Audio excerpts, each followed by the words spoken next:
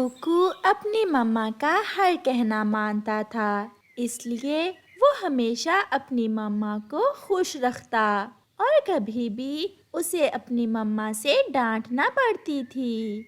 कुकू की मम्मा कुकू से कहती है, कुकू बेटा, मौसम ठीक नहीं है, मैं बारिश आने से पहले पहले भोजन ले आती हूँ और आप घर में ही रहना, कहीं बाहर न जाना। मैं आपका इंतजार करूँगा मम्मा, जल्दी आना। फिर मम्मा चिड़िया अपने घर से निकलती है। मम्मा चिड़िया उड़ती हुई दूर तक जाती है। झरने के पास मम्मा चिड़िया को कुछ खाने वाले बीज मिल जाते हैं। मम्मा चिड़िया वो बीज अपनी चोंच में लेती है और वापस उड़ती है। मम्मा चिड़िया अभी घने जंगल से गुजर रही थी कि तेज बारिश शुरू हो जाती है। फिर बारिश से बचने के लिए मम्मा चिड़िया एक पेड़ की तरफ जाती है और वो एक घने पेड़ की डाल पर बैठ जाती है। कबूतर भी ऐसे मौसम में घर से बाहर था। उसका बेटा कीकी घर में था जब बारिश हो रही थी। ऐसी बारिश में झरने का पानी बहुत तेज होगा। मैं पापा के घर आने से पहले पहले झरना देखकर आता हूँ। ऐसा सोचकर कीकी अपने घर से निकल जाता है। वो छोटा बच्चा ये नहीं जानता था कि ऐसी बारिश में तो बड़े पक्षियों के लिए उड़ना मुश्किल है।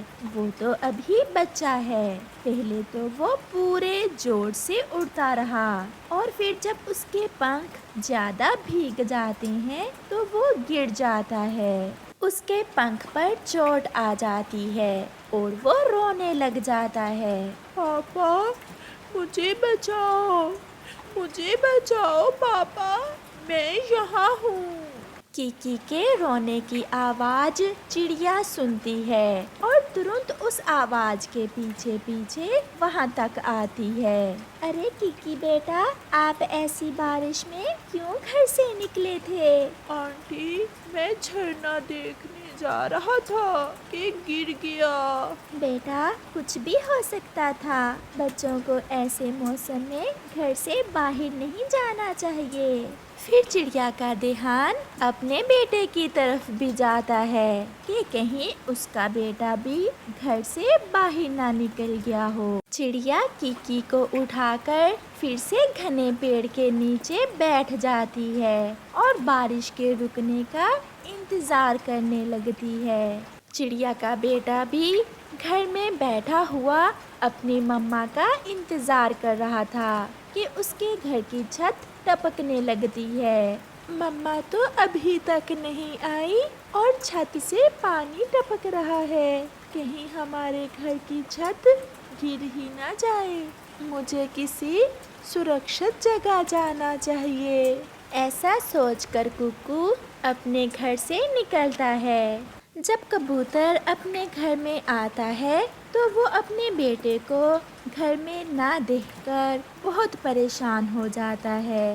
कीकी बेटा, आप कहाँ चले गए हैं? मैंने आपको कहा भी था कि घर से बाहर नहीं जाना, मगर आप कहाँ चले गए हैं? फिर कबूतर अपने बेटे को ढूंढने अपने घर से निकलता है। रास्ते में उसे कुकू मिल जाता है। अंकल, अंकल कबूतर, रुकें, रुकें। कीकी की आवाज सुनकर कबूतर रुक जाता है। हाँ बेटा कुकू, क्या बात है? अंकल, तेज बारिश के कारण हमारे घर की छत टपक रही है। मैं आपके घर जा रहा था। बहुत अच्छा किया बेटा जो आप वहाँ से निकल आए। आप मेरे घर में जाएं, दरवाजा खुला ही है, मैं अभी आता हूँ। फिर कुकू कबूतर अंकल के घर में चला जाता है। जब थोड़ी सी बारिश कम होती है तो चिड़िया भी कीकी को उठाए वहाँ से उड़ती है।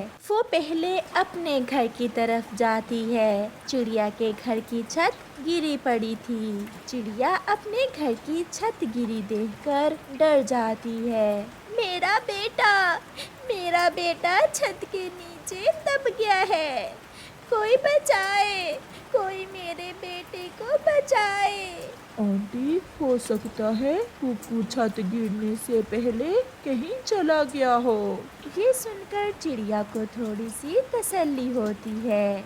कबूतर भी अपने बेटे को सारे जंगल में ढूंढने के बाद रोता हुआ वापस अपने घर आ जाता है।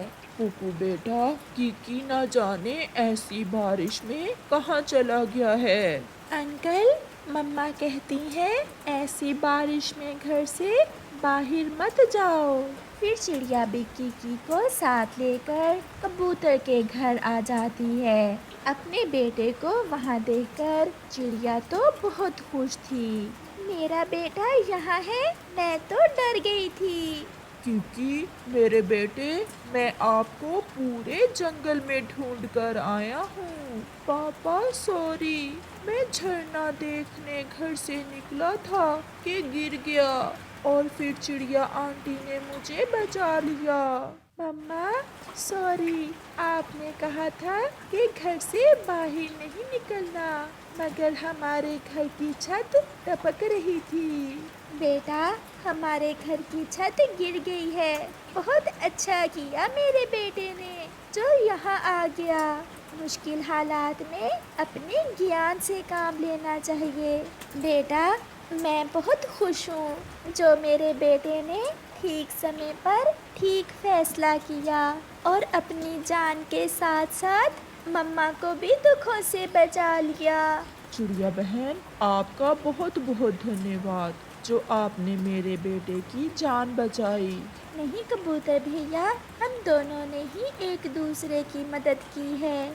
अगर हम ऐसे ही एक दूसरे की मदद करते रहें तो हम किसी भी मुश्किल का सामना कर सकते हैं। फिर वो खुशी खुशी भोजन खाने लग जाते हैं। किकी और कुकू खिड़की में बैठ जाते हैं और हल्की हल्की बारिश की आवाज सुनने लगते हैं। जंगल में होली का त्योहार शुरू हो चुका था। कालू कौवा और गोरी कौवी तो होली से बेखबर अभी तक अपने घोंसले में सोए हुए थे। कबूतर छुपकर उन्हें देखता है और जल्दी से अपने दोस्तों के पास जाता है। चिड़िया चिड़िया, जल्दी चलो, मिट्ठू, कालू और गोरी अभी तक सोए हुए हैं। अपनी अपनी पिचकारियों में रंग भर लो और जाकर काले कौवों को लाल करते हैं। लाल लाल गोरी, मैं तो खुशी से पागल हो रहा हूँ। गोरी कैसी लगेगी? और कालू कौवा तो कुछ ज्यादा ही सुंदर होने वाला है आज।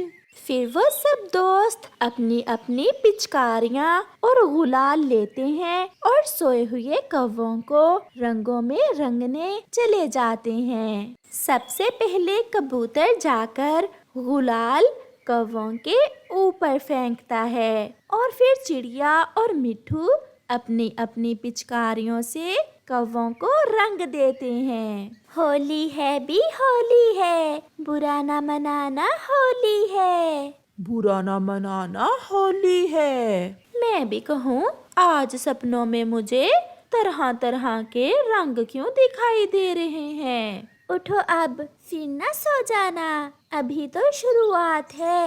हम सारा दिन रंगों से खेलेंगे और मिठाइयाँ भी खाएंगे। अब चलो भी गोरी और कालू।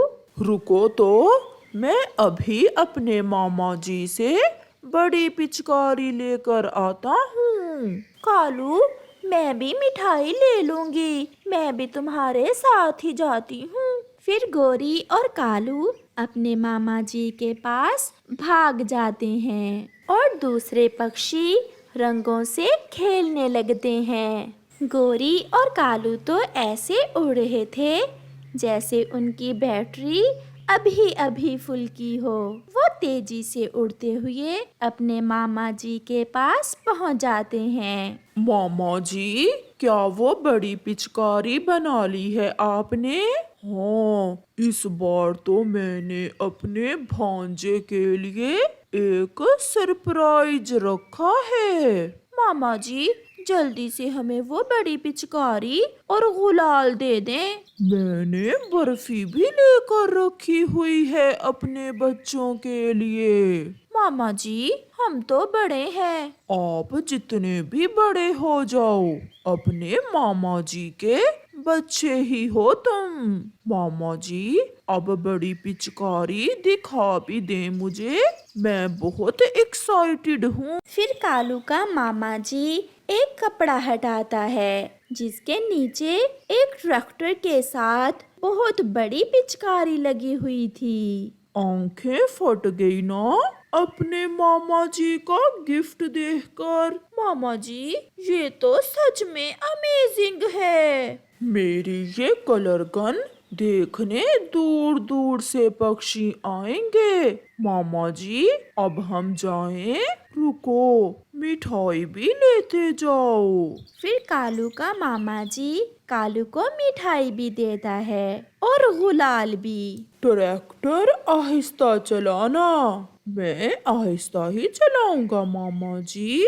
आपका बहुत बहुत धन्यवाद। सी यू मामा जी, बाय। गोरी और कालू वो ट्रैक्टर जिसके साथ पिचकारी लगी हुई थी लेकर वापस होते हैं। मुझे तो गोरी और कालू के बिना मजा ही नहीं आ रहा। मुझे भी। अब जल्दी से गोरी और कालू आ जाएं, फिर हम सब मिलकर होली खेलेंगे।